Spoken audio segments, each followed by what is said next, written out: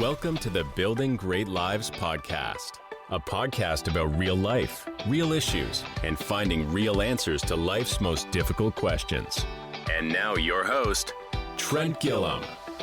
Greetings, everyone. Trent here. Welcome to episode number 70 of the podcast. I'm glad you've joined the Building Great Lives journey.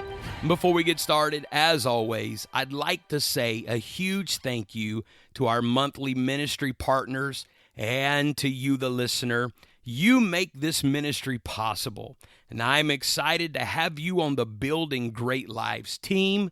Here at the Building Great Lives podcast, it's our desire to help people from around the world grow, heal, discover, and fulfill their unique purpose.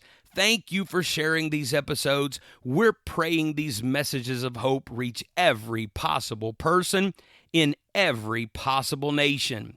If you're enjoying these episodes and you have a moment to spare, I would be so honored if you would tap that 5-star rating on Apple Podcast or on your preferred listening platform. It really does help us reach and get this word out to other people. In today's episode, we're going to talk about the importance of evaluating our weaknesses and the benefits of putting safeguards in place. Every single one of us have strengths and weaknesses. Naturally, we spend a lot more time reinforcing our strengths. I don't know anyone that enjoys dealing with personal areas of weakness. However, we must be cautious that we do not ignore our weaknesses, because ignored weaknesses can destroy lives, marriages, families, reputations, and ministries. And I find it intriguing that many of the people in the Bible who are the strongest also struggled with corresponding weaknesses. How about Sampson, for instance? If I were to ask you, who's the strongest man in the Bible? You would probably say Sampson, and you wouldn't be wrong. As we'll discuss in more detail later, Sampson was strong. However, Sampson was also weak. He could not control his own passions and ended up revealing the source of his strength, being defeated by the Philistines and having his eyes plucked out. Such a strong man ends up being led to the pillars by a child. How about Moses? Numbers chapter 12, verse 3 tells us that Moses was the most meek man on the earth. Yet Moses lost his chance to go into Canaan because he lost his cool with God's people. He disobeyed God and took partial credit for bringing water from the rock. According to Numbers chapter 20 and verse 10, the meekest man failed because of a lack of meekness. How about Solomon? Solomon was the wisest man who ever lived. His wisdom was his strength. Over his 40-year reign, he did many great things and built many great things and made many great judgments. But Solomon also had weaknesses. Solomon had 700 wives and 300 concubines, many from foreign lands who did not worship the one true living God. And because of this, the inevitable happened. His wives and concubines lured him away from the true God into worshiping false gods and idols. The wisest man succumbed to the temptations of weaker men. And we have a strong man who is weak, a meek man who had lost self-control, and a wise man who acted foolishly. What in the world is going on here? The fact is, while having a weakness is normal, their failures were preventable. When we acknowledge our weaknesses, it gives us the opportunity to put safety measures in place that can help prevent us from failing. Now, I'm not insinuating that you should shout out your struggles from the rooftop so that all could know them. I'm certainly not recommending that. And I am talking about taking an honest evaluation. That's how we set real guidelines and roadblocks. Acknowledging weaknesses gives us the opportunity to establish roadblocks that will help us avoid falling into temptation. And while being tempted is not a sin, temptation is the devil's attempt to use our weaknesses against us. And so the goal of this episode is to help you recognize the warning signs and encourage you to set safety measures in place in your life. It's not our strength that destroys us. It's failing to establish safeguards against our weaknesses that destroys us. I've known powerful people that were gifted in many areas. I've seen them fall into sin because they placed so much trust in their strengths that they ignored their weaknesses. Their first failure was failing to set up preventative measures in their lives. Relying on gifts and talents alone isn't enough to overcome our weaknesses. This could be said about many people. The Bible tells us that Saul had many strengths. In 1 Samuel chapter 10, we find that he hid himself when he was called out to be anointed. And many commentaries state that this was a sign that he was humble in nature. He was head and shoulders above the others. He had a strong presence among the people. The prophet Samuel declared that Saul was chosen by the Lord, so he had a calling of God on his life. He had the approval of the people because they shouted, "God save the king." And he had the authority of the king, and we find that he conquered many, and he won many victories, driving out many enemies that rose up against Israel. So many strengths in this man, so many victories. But along with his strengths, Saul, like all of us, also had many weaknesses. He was given to jealousy, fits of rage, and loss of self-control. He abused his authority, and without regard for others, he put the kingdom in peril for his own pursuits. He let his emotions make critical decisions instead of following the word of the Lord. In 1 Samuel 15, verse 17, we find something very powerful. It said, "And Samuel said, When thou wast little in thine own sight, wast thou not made the head of the tribes of Israel? And the Lord anointed thee king over Israel." When Saul was little in his own sight, he recognized his inabilities. He recognized his weaknesses. He recognized, "I can't do this on my own." And he was not just focused on being the king and his strengths, but he acknowledged his weaknesses. But then the Bible tells us that when he was no longer little in his own eyes, he began to focus more on his own desires. His emotions began to reign. His weaknesses began to reveal themselves, and his flesh was out of control. When he became mighty in his own eyes, he started letting his weaknesses make decisions for him. We must be very cautious that we remain knowledgeable of our weaknesses so that we do not think ourselves mighty, because when we do, we will fall. We need to know our weaknesses. And while we acknowledge our strength and we thank God for our calling, at the same time, we are very aware that our flesh, if given the opportunity, can get out of control. And so it is a must that we set up safeguards in our lives to keep our flesh from getting out of control and destroying us. David was the same way. David was anointed to be king. He was anointed by the hand of God to deliver Israel. He defeated the giant Goliath. He drove out the Philistines. He was established by the power of God.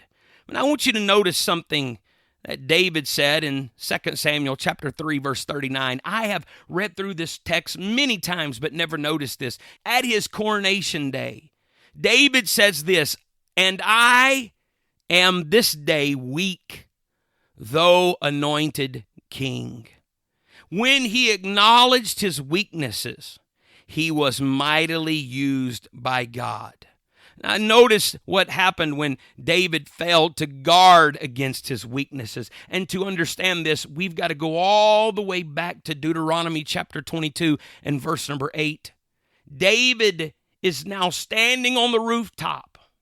His time to be at battle is there, but he is not there in the battle with other kings. He has sent Joab, and he is heading toward the edge of his roof.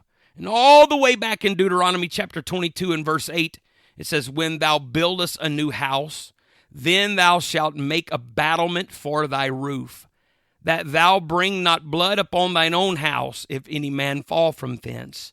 A battlement is defined as a rooftop wall common on ancient Middle Eastern homes that provided privacy and protection for those using the roof. It was very common in those days for them to sleep on the roof when it was hot and for them to have get-togethers, and they would eat on the roof. And the battlements were set there to keep others from falling off, but also to be a privacy wall to protect the eyes of the people that were around. Remember, David is now awake from his nap, and he is walking toward the edge of his roof, where we know that he will see Bathsheba bathing. How is this possible? Well, to really understand that, we have to look at 2 Samuel chapter 5, verses 10 through 12. We know that as David grew great, the Lord of hosts was with him, and Hiram, the king of Tyre, sent messengers to David and cedar trees and carpenters and masons, and they built David a house. Hiram was the very friendly king of Tyre. He was not Jewish. He did not live under Jewish laws. He did not build homes according to Deuteronomy 22 and 8. He did not have battlements. He supplied the cedars, the materials, and the design and the workforce for David's house. David's house was built according to the Phoenician architectural. It had porches all around it, but not by Jewish design or law with battlements on top or high privacy wall on his roof. And 2 Samuel 11 and 2 tells us, "And it came to pass an eventide that David arose from his bed and walked up on the roof of the king's house. And from the roof he saw a woman washing herself, and the woman was very beautiful to look upon." David had been strong. David had done great exploits. But when David didn't have safety measures in place, his weaknesses overtook him. We must have safety measures in place to protect ourselves. We do not want to be mighty, but yet fall to our weaknesses like David did. We must make sure to have safety measures in place. We can't discuss this topic without looking at the life of Sampson. Sampson was called to be a judge over Israel. The Lord foretold that Sampson would lead the Israelites against the Philistines. He took the Nazirite vow to abstain from wine, never cut his hair, and not touch a dead corpse. Because of this vow, Sampson was very strong. And the Bible says the Spirit of the Lord would come upon Sampson, and he would do mighty acts. There was a time that he killed 30 men at once, took their garments. There was another time that the Philistines tried to capture Sampson, and he killed 1,000 of them with the jawbone of a donkey. Another time the people of Gaza were waiting to kill Sampson at dawn, but in the middle of the night he left the city, tearing off the city gates and carrying them all the way to Hebron. Samson was very strong, but Samson also had weaknesses. He was arrogant in his strength and often flippant with his vows.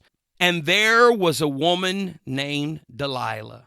The Bible tells us in Judges chapter 16, the first time that the Philistines come to her and told her to find out the source of Samson's strength. Verses 4 through 6 gives us the first occurrence. Verses 10 through 12 gives us the second occurrence. And verses 13 through 14 gives us the third occurrence. And after all three of these attempts, Samson had been so flippant with his vow and got so close to the edge that he had lied to her and then shook himself. And the Spirit of the Lord would come and his strength would be renewed and he would kill all of those that rose up against him. But there came a time that Delilah began to grieve him, and she come to him every day. She began to talk to him, and she said, "How canst thou say I love thee when thine heart is not with me? Thou hast mocked me these 3 times and hast not told me wherein thy great strength lies." And it came to pass when she pressed him daily with her words and urged him, so that his soul was vexed unto death. Verse 17 of Judges chapter 16 tells us that the 4th time he admits what his strength is, took the 7 locks of his hair and cut his hair.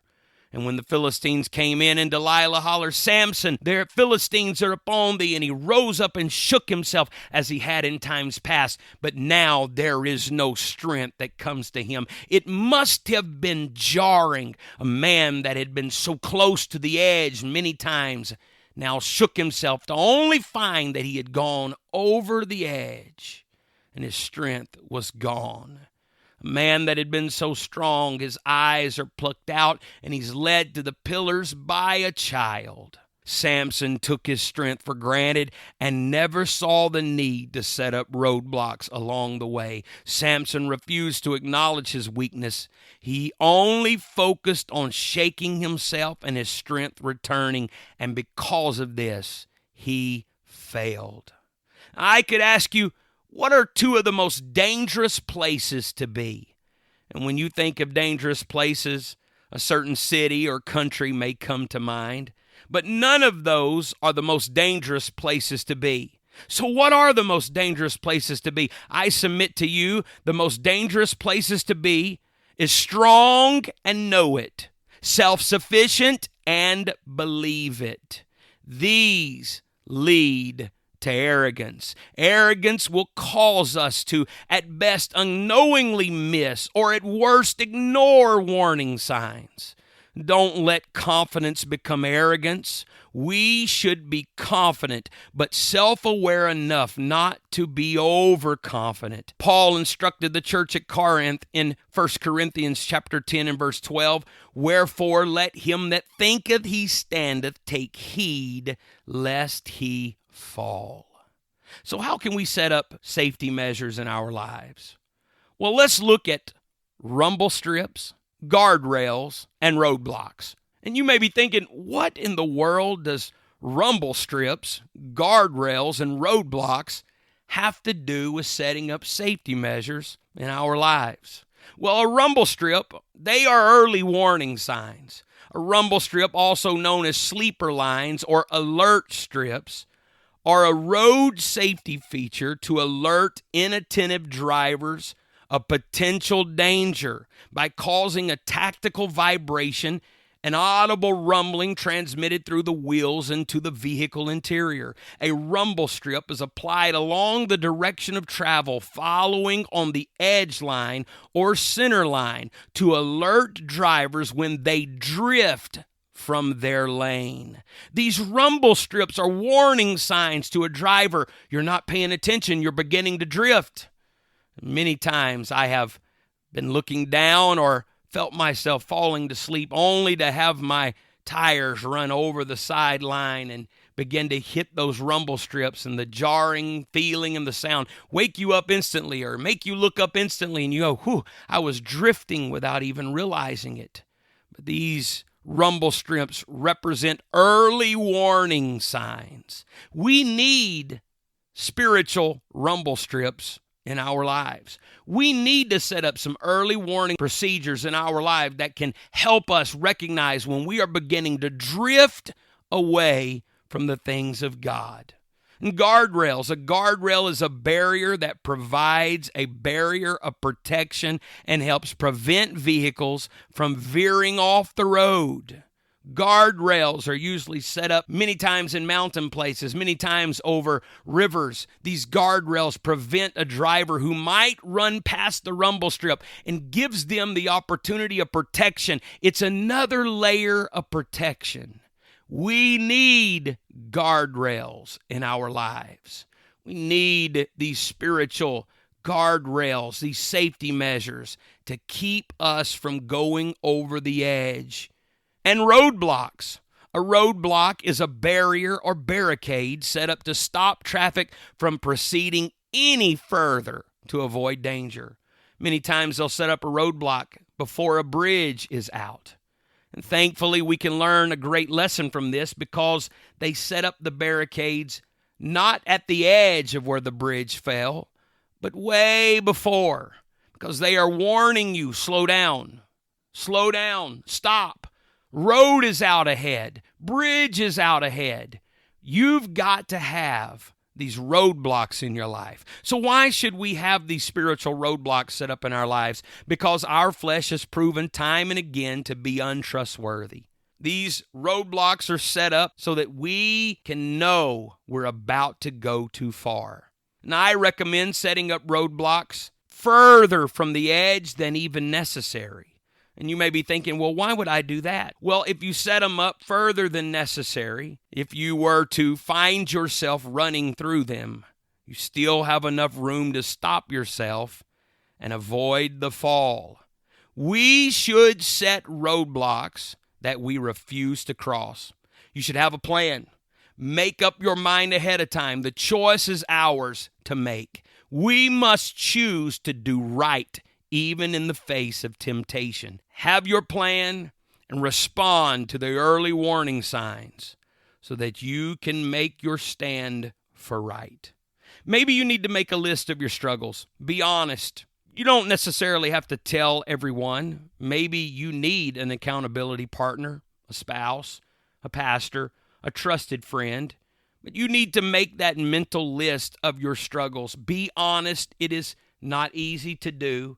We want to make list of our strengths, but I think we need to not avoid making a list of our weaknesses so that we can grow in our strengths. The enemy would love nothing more than to destroy you and bring you down and attack you in your weakest moments. But I know that God is going to help give you wisdom to set the proper barriers in place so that you can yield to the early warning signs. And as has become our tradition here at the Building Great Lives podcast, I want to pray for you, listener. Lord, I pray that as each listener examines the reality of their own weaknesses, remind them, Lord, that you will be a strength to them.